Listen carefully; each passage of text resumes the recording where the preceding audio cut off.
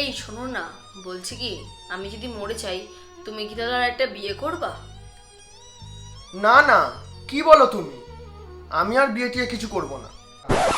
ও আচ্ছা, ফুলে ফুলে মধু খেয়ে বেড়াবা তাই না? আচ্ছা, বিয়ে করে নেবোখানে আমি।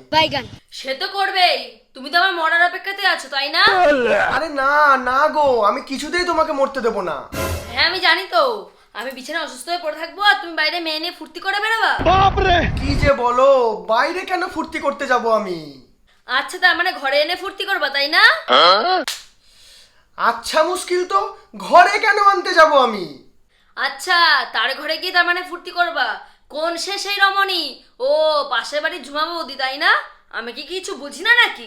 আরে ধুর, উনি তো আমার থেকে বয়সে অনেক বড়।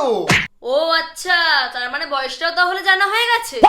আরে না, আমি জানতে চাই নাকি? উনি তো নিজেই আমারে বললো। কবে বললো? তার মানে তুমি ওর বাড়িতে গিয়েছিলা না?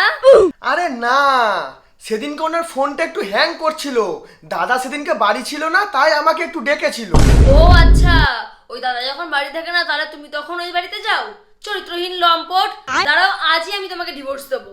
আরে ধুর পাগলি, ডিভোর্স কি আর একদিনে দেওয়া যায় নাকি? ডিভোর্স দিতেও তো 3 মাস সময় লাগে। ও সেই খবরও রাখা হয়ে গেছে? আর কি কি খবর জানতে বাকি রেখেছো তুমি? ধুর, কি যে বলো না তুমি। তুমি ঘুমাও তো। ও আচ্ছা, আমি ঘুমাই আর তুমি ঝুমা বৌদির সাথে মেসেজ করতে যাও? ধুর, তোমার যা মন চায় তুমি তাই ভাবো তো। আমি গেলাম এখন এখান থেকে। সে তো যাবাই, তোমরা তো সব আগের থেকে ঠিক করে রেখেছো, আমি কি কিছু বুঝি না নাকি?